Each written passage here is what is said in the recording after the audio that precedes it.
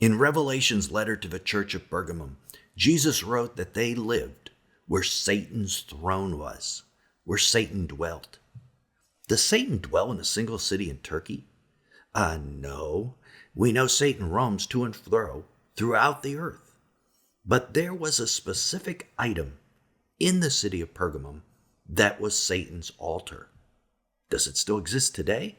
The answer is yes, it does. Does it have special evil authority?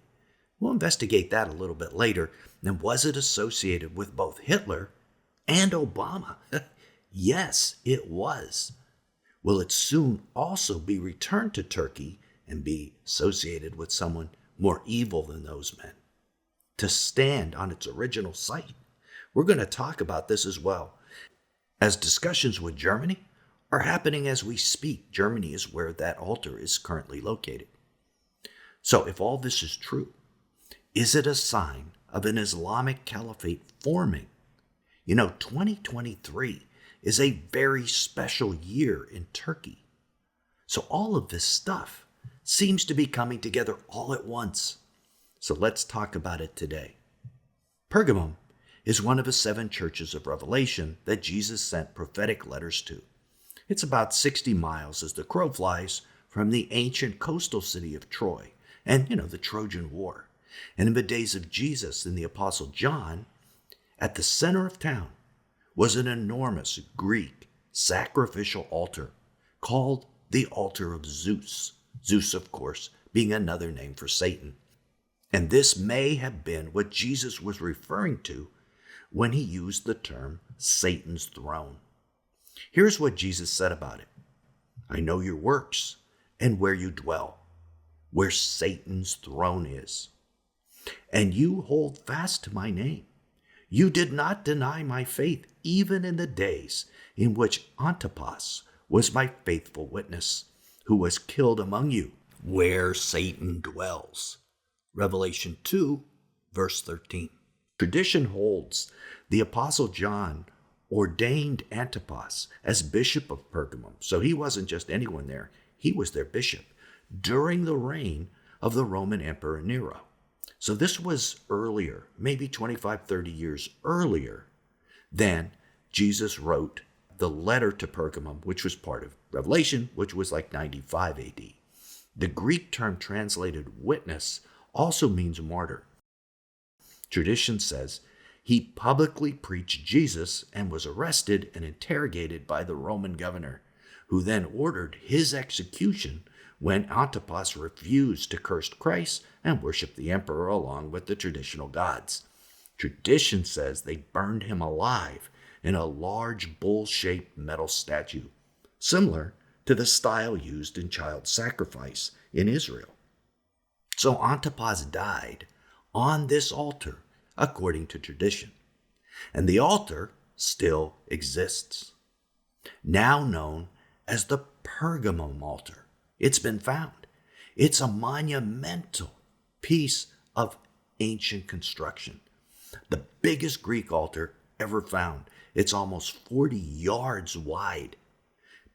To an American, that's almost the width of a football field. The base was decorated with a frieze of statues showing a battle between the giants and the Olympian gods, known as the Gigantomanchi. There was a second artwork or frieze on the top level, which surrounded the sacrificial altar itself. At the top of the stairs, it depicted events from the life of Caliphate, legendary founder of the city of Pergamum and the son of the hero Hercules. Very interesting. Now, what is this art all about? Well, on the one frieze, we have giants and fallen angel gods. Satan's subjects. And on the other, we have the son of Hercules. Hercules was the son of Apollo, just like Tammuz was the son of Nimrod. They are the Greek versions of those ancient Sumerian gods. So these pictures are depicting Satan and all his subjects. Very, very appropriate. The Pergamum altar itself is now housed in the Pergamum Museum in Berlin. Excavations sponsored by Germany were carried out by Karl Humann between 1878 and 1886. The Great Altar and many of its sculptures were removed, then taken and reassembled at the museum in Berlin. There's a great deal of controversy now about who this altar really belongs to, because it seems Humann did not get permission to take the altar away from Turkey. Now, Hitler was so impressed by the altar, he had a replica made and would give his speeches from it, like a podium. It was from this replica that he launched World War II and the final solution, what we now know as the Holocaust, where he killed 6 million Jews. And he wasn't the only one to be impressed by this altar. When Obama was still a candidate for president, he traveled to Germany to see the altar and was so inspired by it. What he did next was absolutely astonishing. Upon returning to the United States, he immediately commissioned the construction of another look-alike altar from which he would make his acceptance speech for his party's nomination in 2007. And he was behind a massive Holocaust of his own, as you know. It's called abortion. 2 men, both inspired to sacrifice by the throne of Satan. It really tells you something about each of these men. And for the last 30 years, Turkey has been trying to get the altar back. Obviously, Prime Minister, dictator Tayyip Erdogan is impressed by it too, or the demonic spirit that inhabits it. Just this month, however, a German government official agreed and wants to return the altar to Turkey. Berlin's official in charge of anti-defamation efforts, notice that, anti-defamation efforts, Saraya Gumus, has suggested the return of the altar to Pergamum because it was illegally smuggled to Prussia back in the 1870s. Wokeism. From an anti-discrimination point of view, she said, all cultural products from other parts of the world do not belong to us. They're here illegally. Can you believe it will be wokeism and the Minister of Anti-Defamation that finally returns the altar to Turkey and ignites what likely will be end-time events? I mean, I am just stunned. I can't believe that it is wokeism and political correctness that's finally going to get the altar back to Turkey. I've been watching this altar for the last 10 years or so, and I can't imagine that our current events are leading to this return of the altar. Now, we're going to return to the letter of Pergamum. Remember, the letter to Pergamum is a prophetic letter written to the Church of Jesus Christ, still on the earth at the 3rd seal of Revelation. The letter to Pergamum is about overcoming that 3rd seal. Now, will the altar be returned to its original location by then? Maybe. I think probably. In fact, I wouldn't be surprised to see it move this year or next year. Strangely, the Pergamum altar exhibit was closed for 5 years, back in 2014 to 2019, for absolutely unknown reasons. I think they may have been preparing it so it could be moved quickly. That at least is my guess, but only time will tell. Like I said, I've been watching this altar for a long time. What is known is that 2023 is a very important year for Erdogan and the Turkish nation. It marks the 100th anniversary of the Lausanne Treaty signed in 1923. 100 years from 2023. A treaty that marked the breakup of the Ottoman Empire. The Ottoman Empire was not just a political empire, but an Islamic caliphate commanded by a sultan or caliph, sort of a combination of a president and a pope all in one. The head of the empire and the head of the Islamic faith, all in one man. Erdogan would love to be just that, and he would love to reconstruct the old Ottoman Empire again. Wait till you hear how many nations were part of this. Nations like Syria, Lebanon, Iraq, Iran, Egypt, Greece, Bulgaria, Hungary, Macedonia, Romania, Jordan, Israel. Some of Saudi Arabia, Sudan and Libya. That's quite a list of countries. It's, maybe a fifth of the world, and certainly most of the oil.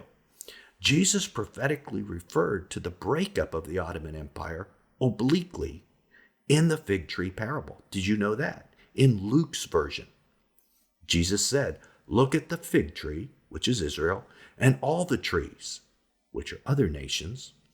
When they are already budding, you see and know for yourselves that summer is near." Luke 21:29-30. These other nations that budded or became nations at the same time as Israel, who are they? They're the nations created during the Lausanne Treaty. Now, Turkey and their President Erdogan are trying to reconstruct this group. And having the throne of Satan back in Turkey would be a big step forward for him. Prophetically, this group of nations is a lot like another famous prophecy, Ezekiel 38, the Gog and Magog alliance. Sudan, Libya, Turkey, Iran, and some of Syria and Iraq are all in that Ezekiel 38 group. So at some point, Turkey will recreate this group. We know it. Now, before we discuss when that might be, because it is very interesting, you might ask yourself, how close are we to the time of the end when these things are going to happen? If you want to know, download our free ebook, 10 Signs We're Already in the Last Days. It's on our website, lastdaysovercomer.org, and there's a QR code on the screen right now that you can just click on. It'll take you right there. There's also a link down in the description. If you haven't grabbed your free copy yet, go get one. Now, back to Satan's throne. And 2023, is there something special about that year? Is there something special about that 100-year anniversary of the treaty? There certainly is for those who live in Turkey. It's been claimed by them that the treaty was signed to be effective for a century, and that there are secret articles in the treaty allowing it to expire in July of this year, 2023, allowing Turkey's mining of natural resources, including boron and petroleum, something they were prohibited from doing, and it will also be allowed to acquire new colonial nations. And what is a surprise to most is the Caliphate was never really abolished. The office of the Caliph was. Here's Article 1 of the Lausanne Treaty. The Caliph has been removed from his office because the Caliphate is inherent in the meaning and concept of the Republican government. The office of the Caliph is abolished. So, all that's needed to reinstate it is for Sunni Muslim countries to want to join. They have to have a reason, however, and 2023 and the end of a Lausanne Treaty isn't reason enough for a country to just join with Turkey.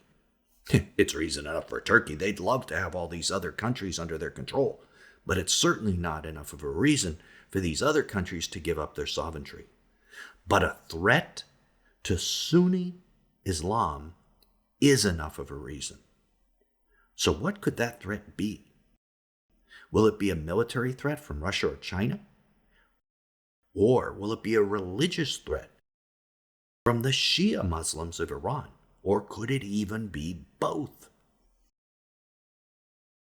We have speculated that the recent Iranian civil problems will cause them to reveal a man that they claim is the 12th Imam, their Mahdi. The Mahdi is, after all, the Muslim Messiah. They look forward to the return of the Mahdi in the same way we look forward to the return of Jesus. So, in Shia world, the return of this 12th Imam would be an incredible, uplifting thing. Shia Muslims all over the world would follow him. But to the Sunnis, it would be like a false Jesus announcing himself to Christians. They aren't going to follow a Shia Muslim Messiah. They expect the Messiah to be Sunni, their branch of Islam. It would be something big enough, I think, for them to join together and form a caliphate, and maybe something that would make them angry enough to go to war about. More on that in a second. But it might also be something God and his angels call the throne of Satan. Notice Jesus said it was Satan's throne. A Muslim man ruling the Muslim world in Sharia law would sit symbolically right on Satan's throne. It would be something Satan would want. And if the literal Satan's throne returned from Germany to coincide with that, well, that would be something very, very appropriate, something worth writing in the letter to Pergamum. So we'll see in both regards. Right now, all of this is just still speculation, but I think it's very likely speculation. But what isn't speculation is the biblical idea that an empire based in Turkey attacks Iran and defeats it. In Daniel 8, 1-8, we see a future prophecy of two kingdoms, a ram based in the modern-day Iran and a goat based on the landmass of northern Turkey and southern Greece, the land around Istanbul. Now, why does this seem to us to be a caliphate? Well, Istanbul is the traditional capital of the Caliphate. Immediately after the Muslims defeated the Eastern Roman Empire in Constantinople, the Muslims changed the city's name to Istanbul, and it was their capital, and it remained the capital until the Lausanne Treaty in 1923. So seeing a landmass mentioned in the Bible surrounding Istanbul makes us think it might be a new caliphate that will form there and be based in Istanbul and have Istanbul as its capital once again. Muslim clerics have said repeatedly that the only caliphate they will recognize is one based in Istanbul. So again, this points to a possible caliphate. Daniel 8 says this kingdom of the goat becomes very great. Seems like that might apply to a caliphate where one man rules all the Muslim world like a religious pope and a secular king combined. This caliph, however, is immediately taken down, and the caliphate is broken up once it forms by an undisclosed power. We have surmised it might be the Russian-China alliance that's forming right now that takes them down. But that's only our guess. What's important is that someone else then gets to control Satan's throne, and that person is the Antichrist. And Daniel 8 tells us all about it as well. Click right here to keep watching and discover what part of the world this man, the Antichrist, will come out of and what actions he takes after he arises. Till then, this is Nelson, and I'll see you there.